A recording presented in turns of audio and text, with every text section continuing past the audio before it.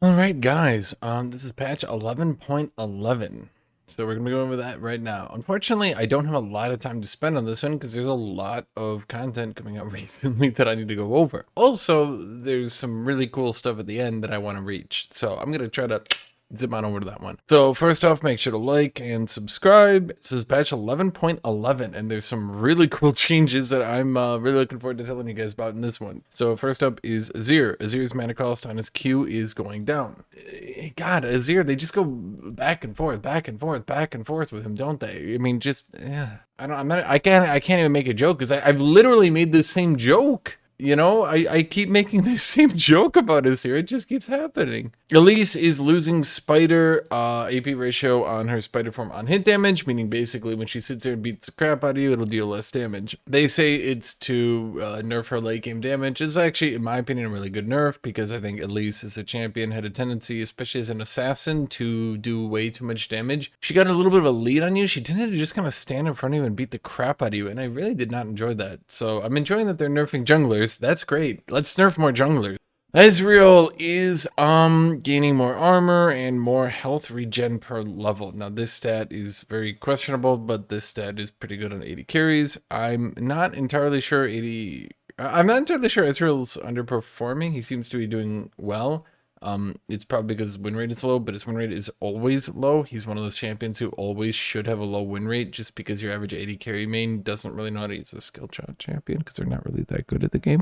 Graves is gaining one more AD per level, which is that's kind of a big buff. Isn't that a bigger buff than they gave the Jax even? I'm not sure Graves is really underperforming again. He's one of those champions who tends to have lower win rate and be very overpowered when he has an average win rate. So okay, so Hecarim. So remember when they nerfed Hecarim earlier, and again, when I edit this, I'll show they did some pretty big nerfs on him, right? And that was to hit tank Hecarim and make tank Hecarim not viable. So you can see here, all they're buffing are his AD ratios. Much like when they buff Set, they're trying to make sure that Set can, or they're trying to make sure that Hecarim can be viable while actually building damage and not just tanking up. Between getting more AD ratios so that he can use the damage and Divine Sunderer better and just generally use better damage items, things like Sterex. I mean, this is Lee Sin is getting a cooldown increase on his E. My personal opinion, having fought this several times, is that it's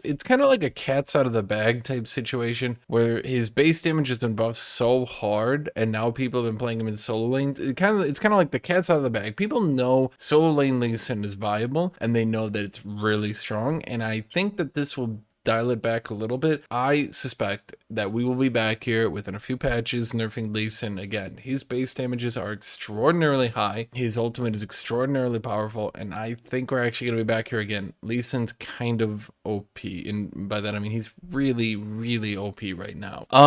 As compared to earlier, Leona was going to lose 10 damage on her W. Now she's losing 15. So from when they originally unveiled the little patch preview thing, she's losing an additional 5 damage. Honestly, I think Leona should have lost some damage on her passive, or she should have lost some stun duration on her abilities because she tends to stun lock you to a crap load of damage. 15's gonna hurt her in like a burst situation, and maybe it'll make her worse in the laning phase. I mean, it's 15 damage flat from a base. It's definitely gonna hurt her in the laning phase, right? I definitely have a problem with a champion like this who tends to out damage the AD carry, and yeah, she needs someone to proc her passive to get to that damage, but in the mid game she tends to out damage a lot of people. I mean, her stats don't say that she's overpowered, so I think that this will probably be fine. So Lee Sin is getting more damage, more true damage from his E on his auto attack. So auto attack Lee Sin will do Master Yi. Auto attack Master Yi will do more true damage, but ability Master Yi, the one that uses Duskblade that spams Q on you, that one's gonna scale worse. So the scaling on Master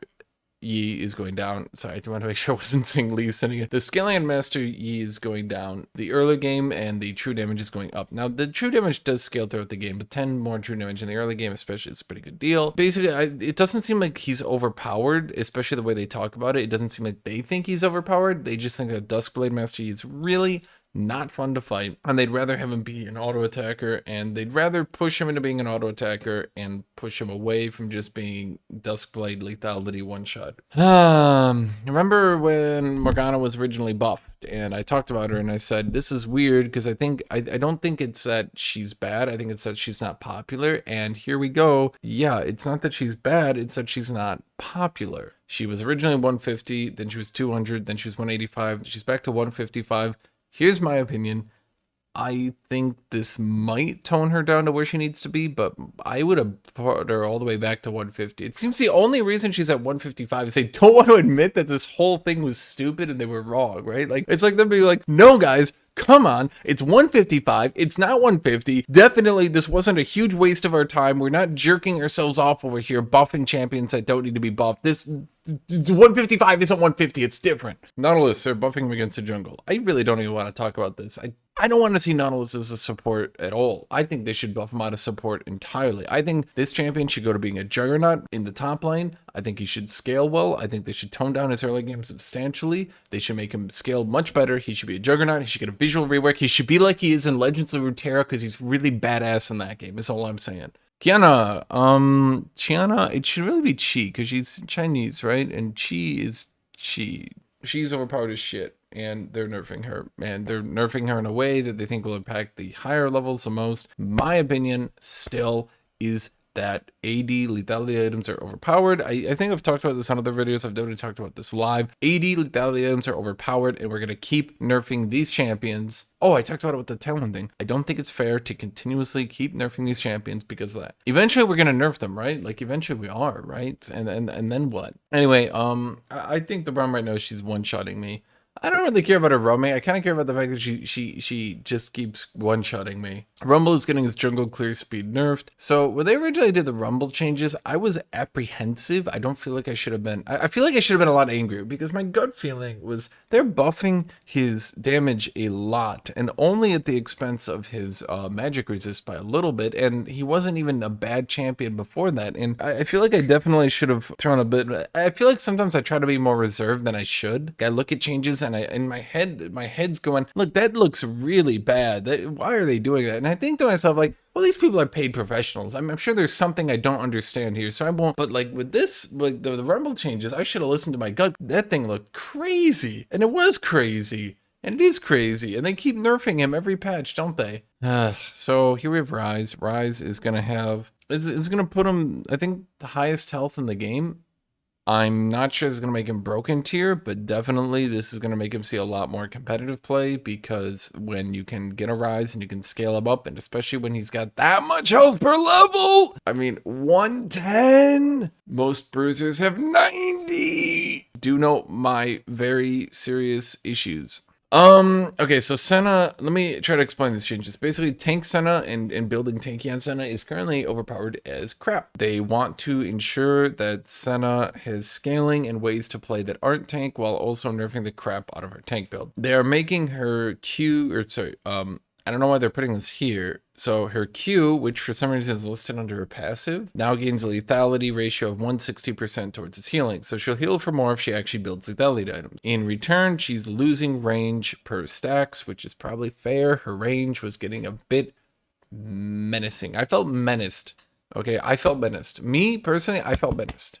I don't know if you guys felt menaced, but I felt menaced by the range. When I was being menaced by this champion, I thought, damn you, Dennis the Menace. She's gaining lethality ratio, she's gaining an AP ratio to the movement speed, and the damage ratio on her ult is going up. This is part of a two-part change. Her attack range is going down per stacks, which this will add up. At 80 stacks, this will be 20 less range, which is a decent amount. At 100 stacks, which was in the late game, this is 25 less range. That's a good chunk of nerf to her range. Now, later on, they're nerfing FROSTFIRE Gauntlet, which is the slow item that you probably saw her using. They're nerfing the crap out of that and basically making it useless on range picks. So what they're doing is they're compensating her into building what they actually want her to build, and in return, they're hitting her range, which is fair because, let's be honest, I don't think Senna's extremely long range was very fair.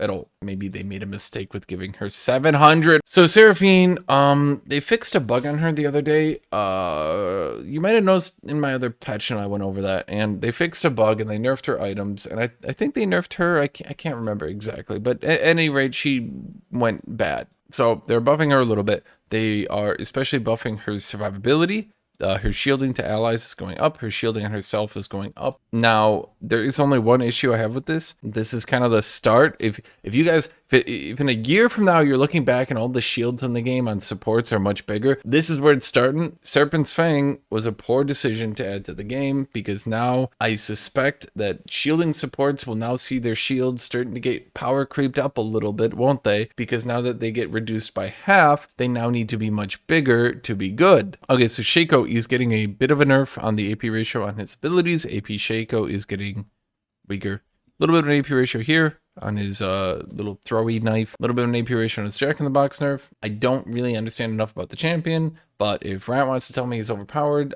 his stats do agree he's probably a little bit overpowered. So Singed is getting his fling cooldown reduced. With the Riftmaker change, Singed is doing a lot better. They want to push him a little bit more is what they're saying. Personally, I don't think reducing Fling's cooldown is a good idea. I think that it is a fair change conceptually, as in, okay, he was weak. I don't like the change because it is really unfun to fight. Much like every patch they ever do, they buff an annoying top laner. This is the annoying top laner. I'm not going to go over this because I hate they do this every patch. Urgot is getting the tiniest nerf known to man. I actually think his win rate will go up. I actually do. This nerf is so tiny, and the buff to one of his core items is a pretty good one, and I think his win rate might actually go up. Bramble Vest is nerfed really hard. The armor is down, and the redirect damage no longer scales. Now, just to be clear, on the item itself, just if you had an armor rune and all you did was buy Bramble Vest, right? The damage on the item would be 7. Now it's 3 because it doesn't scale. So it went from 7 to 3,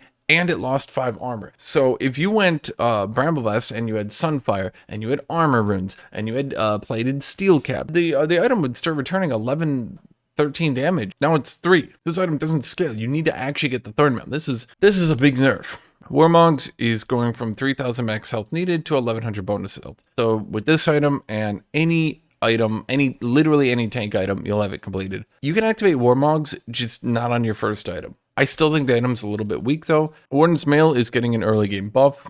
Random Omen gets the same thing. Frozen Heart gets a second buff in addition to this buff. Yeah, I mean, these are buffs. These are buffs. And these items are a little bit underperforming, so it's fair. Frozen Heart is a lot stronger now. I'm actually a little bit worried that Cho'Gath / Scion with Frozen Heart are going to be very difficult to bring down. Moonstone Renewer is getting a buff. He's still being underperforming. Yeah. Here's a big one.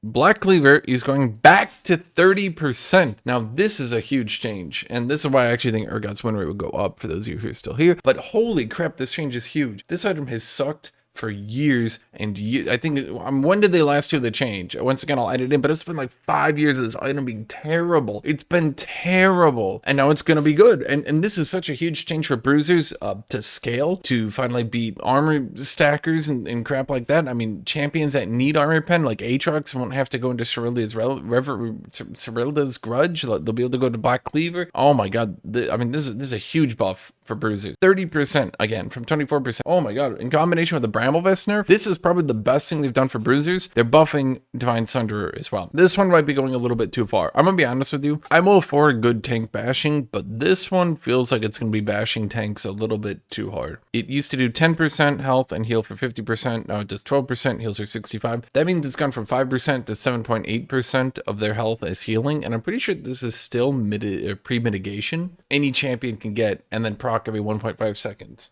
I think they might have done better buffing its base stats a little bit. Maybe make it scaling. FROSTFIRE Gauntlet, this is a change I was talking about earlier. They're basically destroying it for ranged champions. It slows half as much on range, and the cooldown is longer on range. Staff of Flowing Water is getting a little bit more AP. Serpent's Fang is going up for range characters. I don't think I've ever seen a range character build this item, so okay. Wardstone, I haven't really read too much into this one. Basically, Wardstone is getting tankier or something. I'm not gonna look into it. It's support items, man. Halo Blades is getting nerfed. It's going from 8 seconds cooldown to 12. This is a very large nerf. This seems directed at trying to hurt a lot of these AD carries who are using this as like a way to just jump in and bam, bam, bam, and then they just back out. And I guess the cooldown between it was a little bit too short, and they were just dominating bot lane a little bit too hard with these hard-hitting short cooldown trades. Biscuit delivery, the sell gold is getting nerfed. One of the things that a lot of people have done is they use biscuits as a deterrent against their opponent attacking them. Basically, hey, I'll win because I have biscuit and you don't. So I heal 10% missing HP and you don't. So I'll win this trade, right? And then if you don't take the trade, they sell the biscuit, which also, by the way, a lot of people didn't know this. It still gave you the maximum mana even if you sold it, right? So it would sell the biscuit and use that 30 gold or 60 gold if they had two of them they didn't sell, and they would, you know, use that to bump themselves up into getting an item. So they're nerfing that. It's a fair nerf, but it's kind of an annoying one because I actually did that myself. Not too many changes here that that big of an issue. The bug fix that is important here of all the bug fixes, Ari's Charm no longer causes jungle monster health to regenerate if used out of combat. It was kind of a bug that a lot of Ari players got really annoyed by because it would screw with the jungle a lot. Okay, so thank you all for watching that video. I'm gonna go play Legends of Runeterra until the patch comes up because I'm an NA. I have been enjoying this game. I want to thanks to my Patreon supporters. I started Patreon a few days ago, and I only have 8 people, but thank you, Ben. Thank you, Daniel Fiala. Thank you, Dave Pedv. Thank you, Blazing Rock. Thank you, Ecliptor. Thank you, Kalphos Zeramar. Thank you, Anaroy. And thank you, Destoy. And I appreciate everybody for watching, for liking, for subscribing, for leaving comments, all of that. I appreciate you all. You're all great people. Thank you for coming here. So far as people asking me for a Legends of Runeterra video, wait, this way? Maybe. I've been playing a lot of it. I've been putting a lot of money into it. I've been playing it a lot, and we'll see. We'll see what I do with this. Maybe I will, maybe I won't. If I go outside of League of Legends content, it'll probably be for this because it's a riot game. A lot of people play it. But anyway, thank you for watching. I appreciate all of you. Thank you all. I appreciate you so much. Thank you, everybody.